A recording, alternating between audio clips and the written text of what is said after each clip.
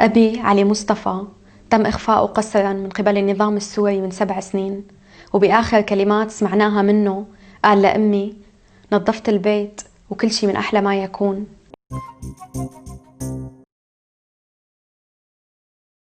Targeted for years and years and years in terms of goals of privatization, which would really make a big dent in our access as citizens to these services. Hello, my name is Stanley Heller. Welcome to The Struggle. The Struggle is shown on over 30 cable stations from Maine to New York City and points west.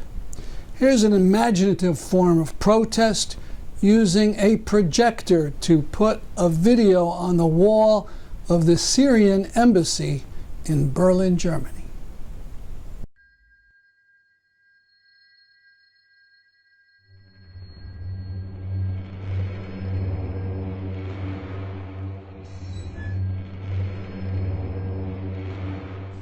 أبي علي مصطفى تم إخفاؤه قسرا من قبل النظام السوري من 7 سنين، وبآخر كلمات سمعناها منه قال لأمي: نظفت البيت وكل شي من أحلى ما يكون، عم استناكي. الدكتور أيهم غزول كان طبيب أسنان وعم يحضر رسالة الماجستير. اعتقل من جامعة دمشق ب5/11/2012. قبل بيوم إجا من بيروت الصبح قبل ما يطلع على الجامعة، قال لي: ماما كانت ليلة من العمر، بس ارجع بحكي لك. ولساتني عم منتظر يرجع ويحكي لي. زوجي فؤاد أحمد المحمد مختفي من 6 سنوات. آخر شيء قال لي إياه عم بودعني: لا تزعلي، قريبا رح نكون سوا بساحة الحرية. بابا عبد الحكيم شربجي اعتقل بال2011 من قبل النظام السوري. آخر جملة كان يرددها ويقولها كتير: يا ريت اعتقلوني إلي ما اعتقلوا ابني. بس للأسف كمان اعتقلوه إله. 20/9/2012 اعتقل ابني وزوجي بمطار دمشق الدولي، وآخر كلمة سمعتها منهم: ماما أحضري الغداء مشان نتغدى سوا. طبعا ولهلا لا اجوا، ولهلا أنا عم بستناهم، وكل ما بحط الغداء أو بقول لازم يجوا نتغدى سوا.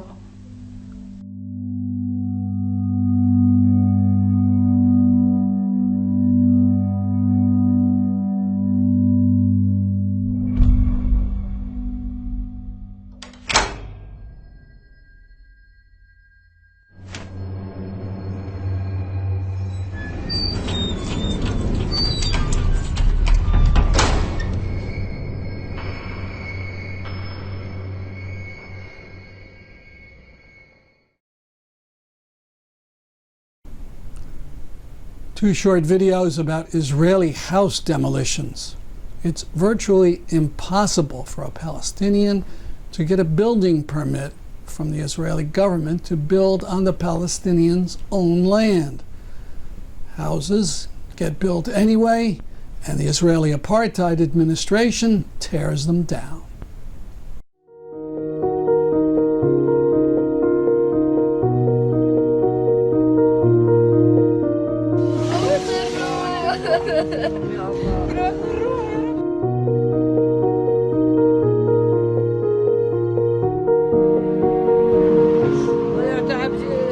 الشباب والاطفال هذول الله لا يجبرهم ربهم.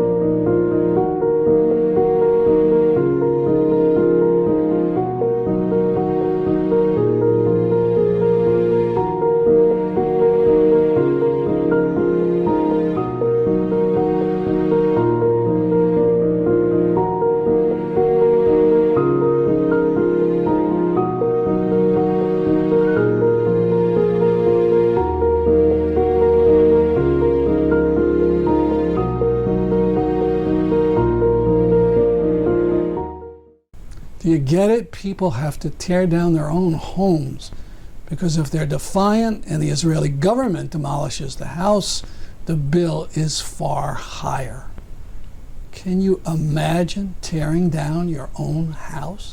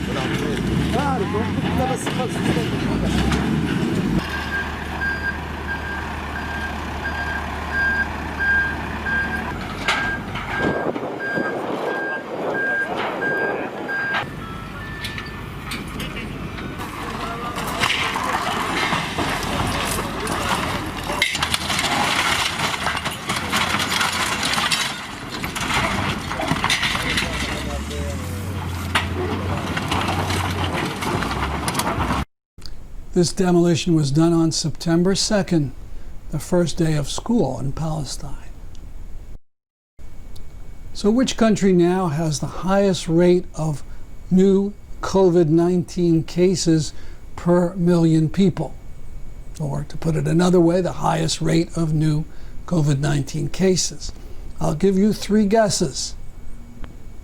No, it isn't the US, it isn't China, it's Israel. 200 cases per million. China, where it all started, has 2 or 3 cases per million. So much for the genius of Netanyahu and neoliberalism. In West Haven, Connecticut, some residents of the city gathered in front of the main post office to protest what they see are assaults on the postal system by the president and his postmaster general.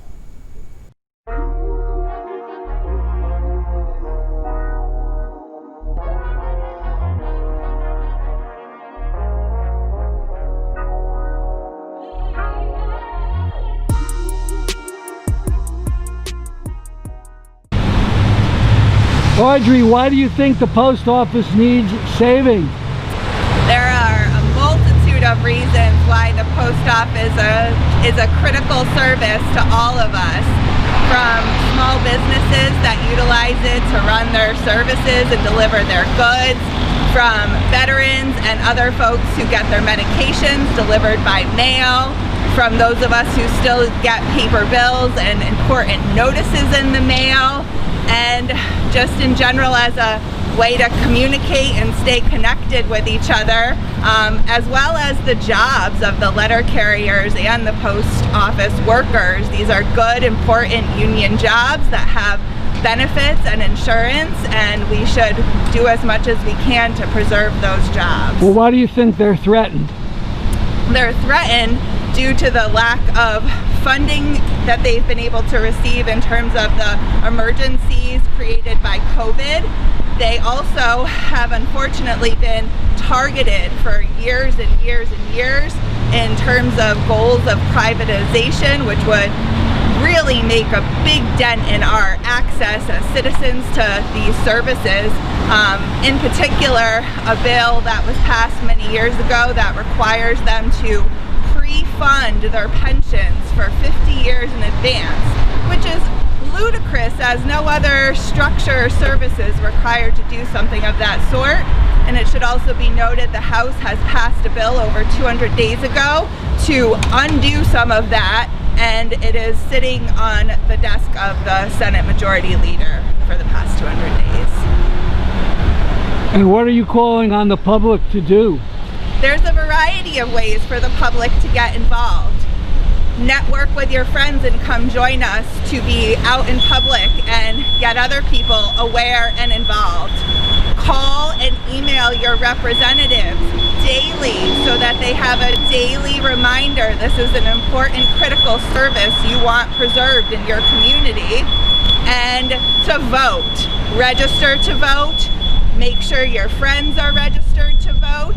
Find out about all the rules in your area, because we are in an important time where it's important to understand your access to voting, whether it's a mail-in ballot, an absentee ballot, voting early in person if your state offers that, or just voting that day with a plan to stay safe.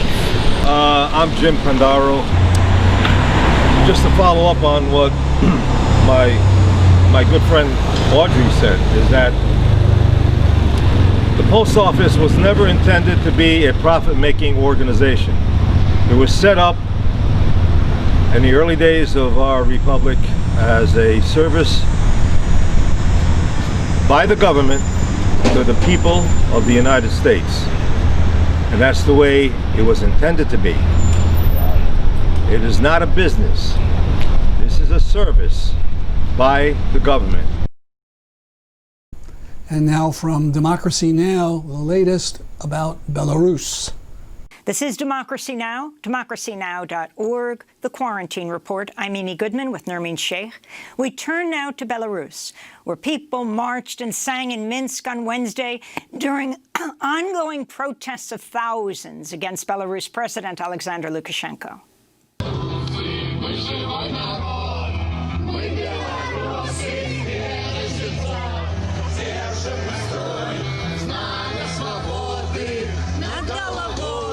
Protests and strikes against the authoritarian ruler, Alexander Lukashenko, have continued for weeks since he claimed victory in the presidential election on August 9th.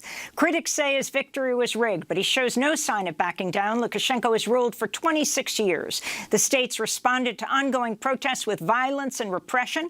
Mass police dragged student protesters into police vans Tuesday after thousands flooded the streets of Minsk. Authorities have also arrested at least 3 factory strike leaders in recent weeks. This comes amidst a crackdown on the media in Belarus. 2 former TV hosts were arrested in Minsk Wednesday. At least 19 journalists who work for foreign media outlets have had their accreditation revoked, and 2 Associated Press reporters have been deported. Well, for more, we go to London, where we're joined by Sadakat Kadri, a human rights lawyer and writer with a focus on Eastern Europe. His recent piece on Belarus for the London Review of Books is headlined, "The Revolution Will Not Be Colorized." Welcome to Democracy Now!, Sadakat Kadri. If you can just start off by laying out the scene and the situation in Belarus since that election, August 9th. Talk about who ran in that election and what's happened since. Hundreds and hundreds of people have been imprisoned. Sure. Well, I mean, it's the 6th election that Lukashenko has won. He's been in power now for 26 years, as you said. It's the 6th election. It's the 6th landslide. He's never won less than 77% of the vote. He won 80.1% this time round. It was kind of expected in the sense that he's been rigging elections for a very long time. But also what was expected is that people would not really react as they have, because what happened is that there were protests, as there have been protests in all the other landslides that he's won. But then he came out, his riot police came out. They rounded up more than 7,000 people over the next few days. There were allegations of torture, allegations of attempted rape. I think the difference this time around is simply that people have been using social media, not just Facebook, but also the social media channel Telegram. So the allegations of torture, the images of torture went viral. The demonstrations kept going on.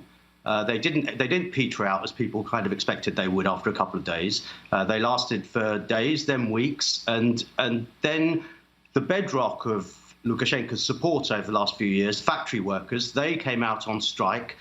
Leading figures in Belarusian society, heads of the National Orchestra, the National Theatre, the rector of the National University, came out again in support of the demonstrators, to the extent that after a week, Lukashenko's interior minister effectively apologized on national TV, said that many of the wrong people had been arrested, which is unheard of in Belarusian history.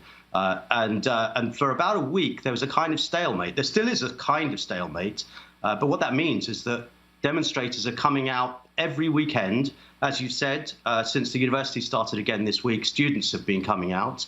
And Lukashenko doesn't really seem to know exactly what to do, because, of course, he could try and crush the demonstrators, but I think he realizes that all bets will be off if he uses serious force against the demonstrators, more serious force than he's already used. He's been photographed in the last couple of weeks, both last weekend and this weekend, once with an assault rifle in his hand and once with a machine gun in his hand. So he clearly wants the protesters and the world to think that they need to take him seriously. But whether or not he's going to actually get his security forces to use live fire and to use more force than they already have, it's all up in the air at the moment. I mean, there's everything to play for here. And Sadakat, as we mentioned in the introduction, there's been a massive crackdown on any kind of independent reporting on what's going on. And you wrote in your London Review of Books piece, "The Revolution Will Not Be Colorized," you wrote, quote, "Belarusian state media, meanwhile, are pumping out alarmist propaganda similar to that seen in Russia before the invasion of Crimea, tales of fascism on the march, and fantastically untrue claims that the Russian language is about to be sidelined." So could you say more about how these protests are being covered in the media there, and how people are communicating through social media or other means to keep these protests going despite this massively brutal response by Lukashenko's government? Sure. Well, I mean, the reason that my article was called "The Revolution Will Not Be Colorized" is because there's a narrative in Russia about what's called the color revolutions. It's named after the Rose Revolution in Georgia in 2004, the Orange Revolution in Ukraine in 2005. In the West, we tend to think of these as being popular revolutions where people are angry with rigged votes. But in Russia, they're seen as something very different. They're seen as a deliberate strategy by the West to basically promote discontent, to overthrow governments which, according to the Moscow narrative, legitimate governments. I mean, they're governments after very contested elections, like this 80% majority that Lukashenko just claims to have won now. And so, in the eyes of Putin, of people from Vladimir Putin downwards, President Putin of Russia downwards, the one thing they need to avoid is another revolution like the thing that happened in Ukraine in 2014, a color revolution. I should say in that context, I mean, I've been talking to quite a few Belarusians. They're very nervous themselves about being linked too closely to the Ukraine example specifically. They don't want to be thought of as being a color revolution, as being a Maidan kind of revolution, like as was seen in Ukraine in 2014. They're even nervous about being associated with the European Union. In the Ukraine, you saw a lot of European Union flags being flown at all the demonstrations. That's not happening at all in Belarus at the moment. They're saying we are simply fighting for our rights. We're fighting for the election to be rerun and to be rerun fairly. And we're confident that if it is rerun fairly, then Lukashenko will lose power. On the question of social media that you raised, it is very much a social media revolution. The Arab Spring was famously called a Twitter revolution. I suppose Facebook has been the channel that's been used more often in Central and Eastern Europe over the last few years. But it's a specific social media channel called Telegram, which is making the running in Belarus at the moment. I mean, there are thousands and thousands of people are getting daily updates. I mean, there are hundreds of updates every day with videos, with images, telling people where to march, because it's a cat and mouse game at the moment in Belarus. The riot police are back out on the streets after being pulled in the first week, but they aren't. They aren't directly confronting the demonstrators, and the demonstrators aren't directly confronting them either. If you look on the Telegram channels, you'll actually see instructions, real-time instructions to demonstrators to turn left on this street and to turn right on that street. in order to avoid confrontations with the police. And of course, the censorship just doesn't work anymore. I mean, you've got Lukashenko has done his best to make up for the fact that a lot of the presenters on state TV have resigned by bringing in help from Russia, help in inverted commas. Basically, the broadcasters from RT, the channel that used to be known as Russia Today, have flown in. 2 teams of them came in last week, I think, and one of them is still in Belarus, and they're basically keeping the state media running. But no one believes it. Speaking about Russia, a 350 video on why that country needs a Green New Deal.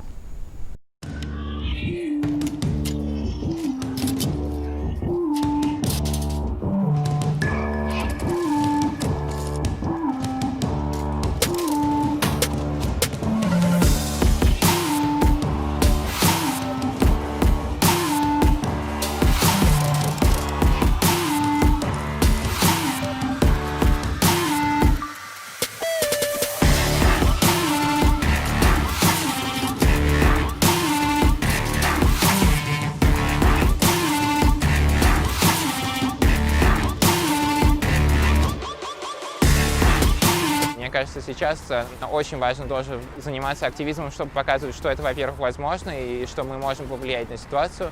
И важно напоминать лидерам, что есть климатический кризис, и нужно учитывать климатический кризис, когда вы пытаетесь восстанавливать экономику.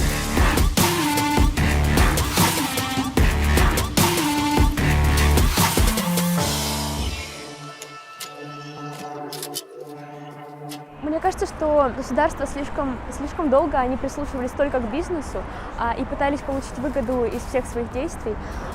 И если уж они взяли на себя такую ответственность быть наверху и определять направление политики, то они должны выполнять свою основную функцию, заботиться о людях, помогать им жить лучше.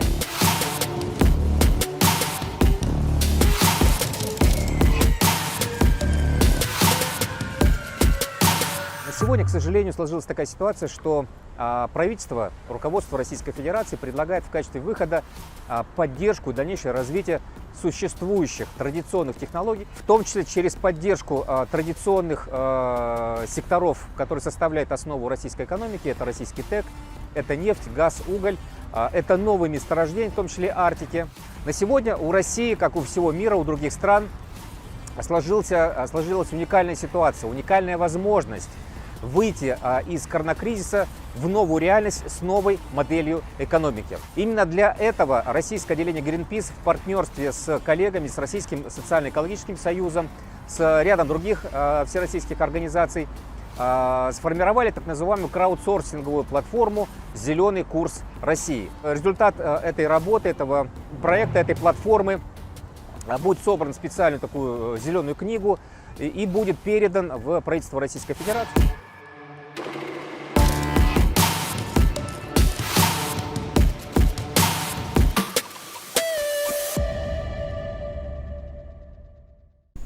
Inspired by similar actions in other countries at the start of the COVID-19 crisis, climate activists in Connecticut held a shoe strike at the Capitol in Hartford to protest plans for another fracked gas climate-killing power plant. Eric Goldberg, representing XR Willimantic. We support the end of racism, environmental justice, the end of dependency on fossil fuel energy, and all that we need to do to avert climate catastrophe. All right, here at the shoe strike with Mitch. Hi, my name is Mitch Link. I'm a member of 350 Connecticut Peace and Solidarity Coalition, as well as a member of C3M. And I'm here because the NTE fracked gas plant that's going in Killingly is an injustice. It's an injustice to the people of Killingly. It's an injustice for the toxic water it's going to release into the groundwater and into the streams. It's going to affect Willimantic, which is predominantly inhabited by people of color. It is a plant that represents environmental racism, which the state has a long and sordid history of. And we need to come together and say, this plant's dangerous. It's bringing us closer to climate annihilation. It's going to have several pipelines that will leak methane and have the ability to explode. And on top of that, we know that there are less deaths associated with solar and wind than there are with building these fracked gas power plants. It's cheaper, it's more efficient, and it does not pose the deadly threats that fracked gas does. So we need to come together and say, Connecticut, every scientist is saying that if we don't stop using fossil fuels by 2030, the window for human viability on this planet will close. So we need to come together and say, all renewable energy, 100% renewable energy, stop every fracked gas plant that's going in, stop every pipeline, and get together and have nationalized, community-owned, distributed generation at a small local level. Thank you. The Struggle is a project of the Middle East Crisis Committee. We formed in 1982. More than any other event that caused us to form was the massacre in Lebanon in September of 1982 in the Palestinian refugee camps of Sabra and Chatilla. In 2012, we hired a drum band to accompany us on a protest march to remember that horrid event.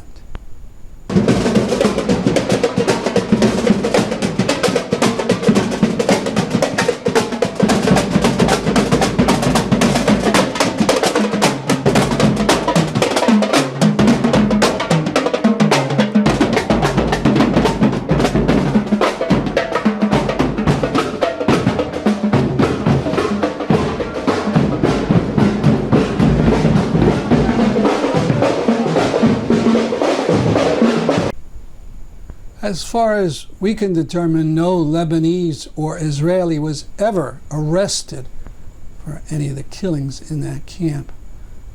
We have an archive about Sabra and Chatilla on our website. If you don't know about the event, please check it out. That's our program for today. Stay safe, folks, but stay active. See you next week. I'm Stanley Heller for The Struggle.